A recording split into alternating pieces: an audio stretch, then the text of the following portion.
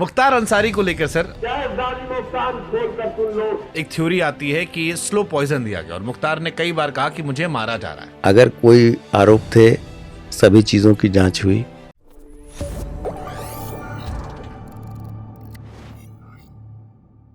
मुख्तार अंसारी को लेकर सर एक थ्योरी आती है कि स्लो पॉइजन दिया गया और मुख्तार ने कई बार कहा कि मुझे मारा जा रहा है। स्लोली स्लोली स्लोली अलग अलग थ्योरीज उनकी निकलकर सामने आई थी। कितना सच था? मुख्तार अंसारी एक तो वो जेल की जुडिशियल कस्टडी में था, पुलिस विभाग से उसका कोई लेना देना नहीं। अगर कोई आरोप थे, सभी चीज़ों की जांच हुई। जो कागजात थे, विसरा के रिपोर्ट्स थी, सभी चीज़ें परिवार को ऑनरेबल कोर्ट के कहने के बाद से मुहैया भी करा दी गई। और जो मृत्यु का स्पष्ट कारण था, पोस्टमार्टम पैनल ऑफ डॉक्टर्स के द्वारा किया गया, सभी एक्सपर्ट्स थे उसमें, और वो सारे कागजात उनके पास अवेलेबल है। उनके पास सारे एवेन्यूज़ भी अवेलेबल है। वो शांत बैठने वाले लोग नहीं हैं। नहीं, अफजाल जी बिल्कुल शांत हो गए हैं। वो कहीं इंटरव्यू नहीं देते हैं। और एक थ्योरी निकल कर आई कि उन्होंने मुख्तार की कब्र पर कुछ ऐसा केमिकल छिड़वाया है। ये हमारे यहाँ मनोज जी ने अगेन कहानी सुनाई हमें, जो एक किताब और लिख रहे हैं, कि एक केमिकल छिड़वाया गया है कि जब कभी निज़ाम बदलेगा यूपी में तो वो उसका पोस्टमार्टम मुख्तार अंसारी का फिर से करवाएंगे ताकि सच सामने आ सके। अब ये तो कहानियां हैं। जब कोई ऐसी स्थिति आएगी तो उस समय चीज़ें देखी जाएंगी। ये रियलिटी है कि मुख्तार की बहू ने हनीमून डायरीज बना रखा था जेल में। हाँ, वो तो सभी जानते हैं। वो तो गिरफ्तारी हुई, बेल, उसमें जेल भी गई वो। तो ये कैसे पॉसिबल? आप कह रहे हो कि आप लोग इतने ईमानदार हो और जेल वाले जो हैं वो जेल के अंदर हनीमून डायरीज चलवा रहे हैं। अब ये चीज़ें हुई और उसको फिर सबके सामने है। ये तो उसमें बट ये कैसे दंडित पॉसिबल? भी एक हुए। ही सिस्टम में दो तरह काम कैसे चल रहा है कि एक तरफ आप लोग कह रहे हो कि हम दिन रात नहीं, ऐसा नहीं है कि वैसा था। वो तो छिपा के ही हो रहा था, लेकिन चीज़ें आई थी और उस पर फिर कठोर कार्रवाई भी हुई और उसको काफ़ी गवर्नमेंट के लेवल से एडवर्सली लिया गया। जेल महकमे की जिम्मेदारी बहुत लोगों की फिक्स की गई उसमें। तो ऐसा नहीं है कि ये चीज़ें बाहर से पता चलती हैं। हमने तिहाड़ के एक जेलर का इंटरव्यू किया था एक बार, यहीं बैठे थे वो, तो उन्होंने हमें बहुत किस्सा सुनाया था। कहा अगर पैसा हो तो जेल में ज़िंदगी अच्छी होती है। कोई ऐसी सुविधा नहीं है जो मार्केट में मिल रही हो अंदर ना मिल जाए। बट इज़न्ट दिस डिसअपॉइंटिंग कि एक तरफ अगर आप लोग मेहनत कर रहे हो, आप ये कह रहे हो कि हम कन्विक्शन करवा रहे हैं, आप लोग के लिए फ्रस्ट्रेशन नहीं होता कि यार जिसको हम जेल भेज रहे हैं? मैंने शहाबुद्दीन का भी किस्सा सुना कि वो 8th रूम था, उसने उसको अपना पूरा हेडक्वार्टर बना रखा था।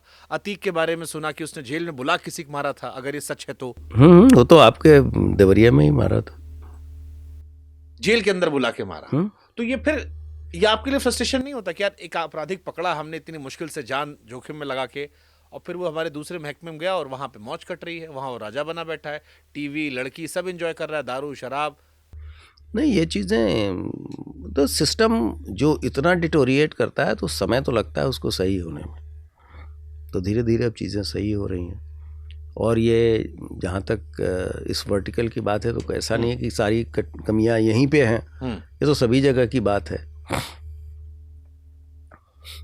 जैसे वो तिहाड़ के बारे में बता रहे थे, हो सकता है और जगहों पे भी यही हो, मैं जानता नहीं। तिहाड़ पे तो उन्होंने वेब सीरीज ही बनवा दी पूरी। आपका मन नहीं किताब उताब लिख के आगे वेब सीरीज को देने का? नहीं, ये सब वैसी बात नहीं। वो तो बुक किसी व्यक्ति ने अपना रिसर्च किया, उन्होंने कहा तो हमने उसका कंसेंट दे। रिटायरमेंट क्या सपना सोचे अभी आगे आप? कुछ नहीं, अब पॉलिटिक्स में जाएंगे? नहीं, पॉलिटिक्स में तो कतई नहीं जाएंगे। सरकार आप अवध ओझा जी की तरह हमें वो कर रहे हैं। अपराधियों से नहीं डर लगता, सियासत से डर लगता है। सबके बस का नहीं है पॉलिटिक्स। आपके बस का है? नहीं यार, मुझे तो नहीं लगता।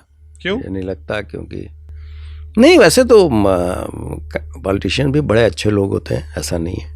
अगर आप क्लोजली, आप तो इंटरेक्ट करते ही होंगे और आपके सांसद विधायक सभी आपको जानते हैं। मैंने भी कुछ रिसर्च किया है, तो इसलिए ऐसी नहीं है। और वो और जैसे आम हमको जनता की जैसे बात। हमको लगता है कि हम नेता बनने लायक आदमी नहीं है, उतनी मोटी चमड़ी हमारी नहीं है अभी।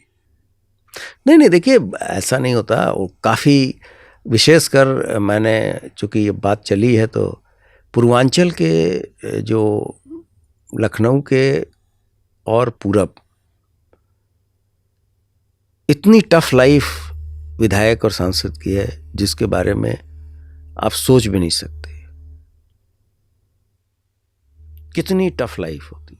किस सेंस में?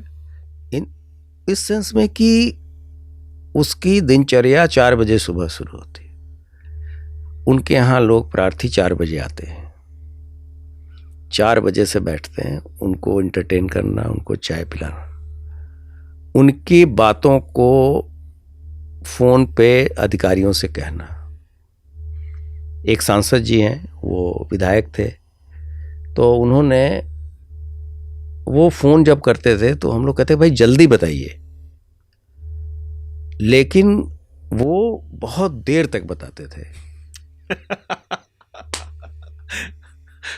तो आए तो मैंने कहा कि विधायक जी आप इतना टाइम अकेले लेंगे, इस ज़िले में 8-8 विधायक हैं, 2-3 विधान परिषद सदस्य हैं, 2-2 सांसद जी हैं, सब लोग को कैसे समय मिलेगा इतना। कहा साहब आप मेरी कठिनाई नहीं जानते।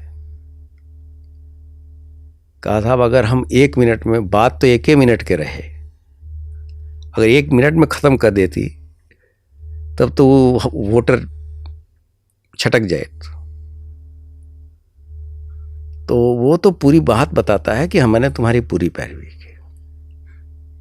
ये भी बताया कि साहब 1 साल की बहू, अगर कहीं बहू चूंकि दूसरे गांव से आती है या दूर से आती है, अगर 1 साल पुरानी बहू और 5 साल पुराना बच्चा अगर हमारा नाम नहीं जाने तो मैं दोबारा चुनाव नहीं लड़ सकता, जीत सकता वहां से। और अपने क्षेत्र का कोई भी शादी, कोई भी बर्थ, कोई भी डेथ, कोई भी एनिवर्सरी आप मिस नहीं कर सकते। इससे अच्छा ससुर काम कर लो। नहीं तो ये बात थिक स्किन का नहीं है, ये बात है कि मैनेजमेंट, मतलब आप कितने दक्ष हैं कि आप इन सभी चीज़ों को करते हैं, और कितना परसेंट लोग रिपीट होते हैं। अब जैसे हमने रघुराज प्रताप सिंह के बारे में सुना है कि उनके पिताजी वोट मांगने जाते नहीं थे, जीत जाया करते थे, जलवा था। देखिए ये उनके बाबूजी के समय की बात अलग थी, वो खुद कितना प्रयत्न करते हैं, कितना, ये तो वही बता पाएंगे। मैंने तो एक बहुत ही बुजुर्ग सांसद कम विधायक की बात बताई जो आज भी सांसद हैं। आपसे इतना मेहनत हो पाएगा? जैसे नहीं, अवध ओझा जी कहे कि मनई, गाय, गोरू, बकरी, छगड़ी सबके पैर छुओ, वो कहे हमारे बस का अब नहीं। नहीं, ये चीज़ें देखिए, कुछ चीज़ें ऐसी होती हैं जो सबके लिए नहीं बनी हैं, और ना ही सभी आदमी सभी कुछ कर सकते हैं। सही बात है। तो इन चीज़ों का बारे में डिस्कशन नहीं करना। लेकिन मैंने, चूंकि आपने बात उठाई थी, तो मैं एक विधायक सांसद की जो व्यथा है वो मैंने आपको बताई कि लाइफ इतना इजी नहीं होता जितना लोग समझते हैं। हमने सवाल इसलिए पूछे थे कि आपके बिहार के गुप्तेश्वर पांडे जी थे। हाँ, वो पहले चुनाव में जा रहे थे, बाद में बाबा बन गए। नहीं, आप ही तो के बिहार के हैं। हाँ, वो तो डीजीपी भी रहे हैं सर। और आजकल अयोध्या में निवास रहता है सर का, और प्रवचन भी हम लोग भी सुनते हैं। और सर की भी इच्छा थी, वो भी खुद स्वीकारा कि हमारी इच्छा थी कि हम सांसदी का चुनाव लड़ें, लेकिन किन्हीं कारणों से जो भी रीज़न रहा हो वो चीज़ नहीं हो पाई। तो कहने का मतलब ये है कि लाइफ कहीं भी अगर आप कार्य कर रहे हैं तो आसान नहीं है। जैसे आप ही के यहाँ है तो सभी लोग तो आपके स्टेचर के नहीं हो जाते, या कुछ ऐसे लोग नहीं हो जाते, कुछ ही लोग की इतनी फॉलोइंग हो पाती है। तो कुछ तो अलग होगा, मेहनत, प्रारब्ध, अपडेट, स्मार्टनेस, बहुत सारे फैक्टर्स होते हैं। कुछ कहानियां है ना, जैसे कहते हैं कि आप चर्चिल ने एक बार कहा कि टाइटैनिक डूबा तो टाइटैनिक लोग कहते हैं कि हमें आपको अच्छे, आपको धन हो जाए, आपको अच्छा स्वास्थ्य हो, इसकी कामना करते हैं। तो चर्चिल ने कहा कि नहीं, हम सबको गुड लक विश करते हैं, क्योंकि टाइटैनिक में जो भी चल रहा था सबके पास पैसे थे, सब स्वस्थ थे, लेकिन लक तो कुछ ही लोगों के पास था जो बच गए। तो यही बात है कि आप